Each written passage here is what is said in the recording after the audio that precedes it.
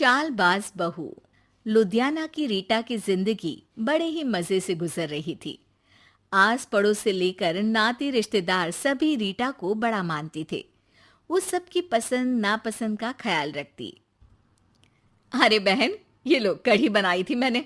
सोचा तुम बीमार हो तो तुम्हारे घर के लिए भी बना दी, खा लेना। सभी रीटा की तारीफ करते हैं। रीटा की ममेरी बहन कहती है, रीटा, तुम्हारा लड़का तो बहुत बड़ा हो गया है, उसकी शादी की नहीं सोची? सोच तो रही हूं, लेकिन ऐसे लड़के से कौन शादी करेगा जो कमाता धमाता ही नहीं है। ये तो है। तू उसे समझाकर किसी काम पर क्यों नहीं लगाती? अरे क्या करूं बहन, समझाती तो बहुत हूं लेकिन समझता ही नहीं। किसी तरह कहीं काम पर लगा भी दो तो 2-4 दिनों में ही काम छोड़कर वापस आ जाता है। कहता है खुद का काम करना है। अगले दिन रीटा का बेटा मयंक कहता है, माँ, ये नेहा है, मैं इससे प्यार करता हूँ और इसी से शादी करूंगा। अब लेकिन नेहा बेटा, ये तो काम ही नहीं करता, तुम खाओगी क्या? माँ जी, आप जो खाएंगी वही मैं भी खा लूंगी, लेकिन शादी तो मयंक से ही करूंगी। रीटा नेहा और मयंक की शादी करवा देती है। हे जी, देखिए तो, ये हमारा भाग्य है कि शहर की इतनी प्यारी पढ़ी लिखी लड़की हमारी बहू बनी। हाँ रीटा, सही बोल रही हो, वरना कौन बिना काम धाम के लड़के से शादी करता है। नेहा सारा दिन घर में रहती और सास को देख देख कर जलती कुड़ती रहती। अरे नेहा, तू तो बहुत लक्की है जो इतनी अच्छी सास मिली, माँ की तरह तेरा ख्याल रखती है। नेहा बिना मन के हंसकर निकल जाती है। आए दिन नेहा को उसकी सास की तारीफ सुनने को मिलती। मयंक, तुम्हारी मम्मी बहुत चालाक है, सबको सम्मोहित करके रखी हुई है। कोई मुझसे पूछे कितनी झूठी औरत है तुम्हारी माँ। अच्छा, कैसी, क्या झूठ बोल रही थी? अरे जिसे देखो वो कहता है तुम किस्मत वाली हो कि अच्छी सास मिली। क्या तुम लोग किस्मत वाले नहीं हो जो मैं मिली तुम लोगों को?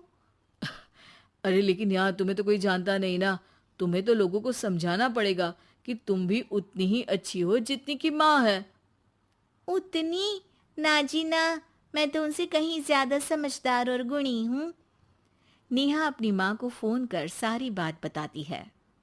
अरे देख, तुझे सबके सामने अपनी सास को गलत साबित करना होगा। अगले दिन नेहा हाथ में टूथपेस्ट लगाकर घर के बाहर खड़ी होती है कि पड़ोसन उससे पूछती है, अरे नेहा बेटा, क्या हो गया? ताई, क्या बोलूं मैं? मेरी सास से मत कहना ताई जी, मेरी सास ने गुस्से से जला दिया। मैं नहीं मानती, रीटा तो बड़ी ही भली औरत है।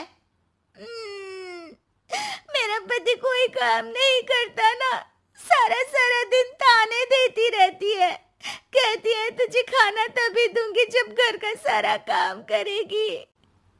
पड़ोसन को नेहा पर तरस आ जाता है।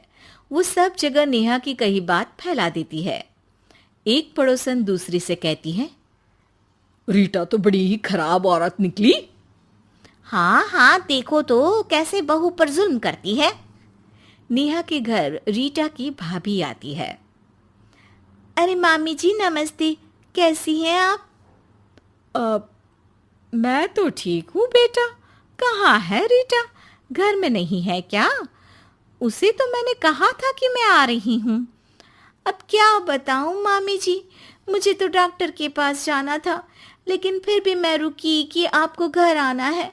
मम्मी जी को तो कोई फिक्र ही नहीं है। तभी तो देखिए ना कि पता था आप आने वाली है, फिर भी चली गई घूमने। अरे ये तो बुरी बात है। अच्छा नेहा, मैं जा रही हूँ। रीटा आए तो बोल देना कि भाभी नाराज होकर चली गई हैं। रीटा वापस आती है तो उसे भाभी नहीं मिलती। अरे नेहा, तूने रोका नहीं मामी को? बोला नहीं कि मंदिर गई हूं मैं?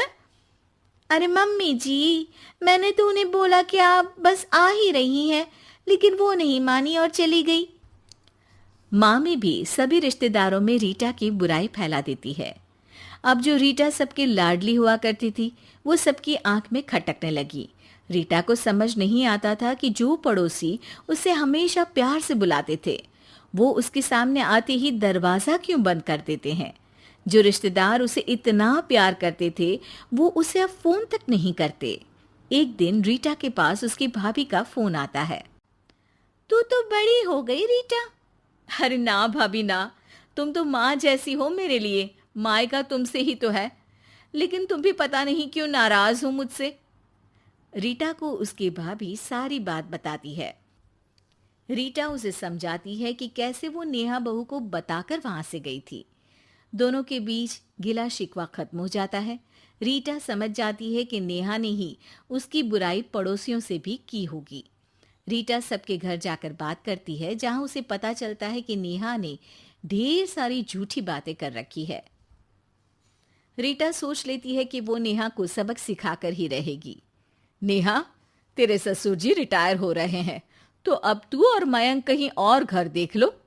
अरे कैसी बातें कर रही हैं सासू माँ, ये तो कोई काम नहीं करते, हम कहाँ जाएंगे। तभी वो पड़ोसन आ जाती है। अरे नेहा, अच्छा ही तो है, तेरी ऐसी सास से छुटकारा मिल रहा है जो तुझे बात बात पर जला देती थी ना। घर जरा जल्दी खाली कर देना नेहा, मयंक से भी बोल देना। नेहा को समझ आ जाता है कि सास को सब पता चल गया है। वो उसकी पैर पकड़ लेती है। सासू माँ, मुझे माफ कर दीजिए, मैं आगे से ऐसा कभी नहीं करूंगी। Thanks for watching video. Please subscribe my channel.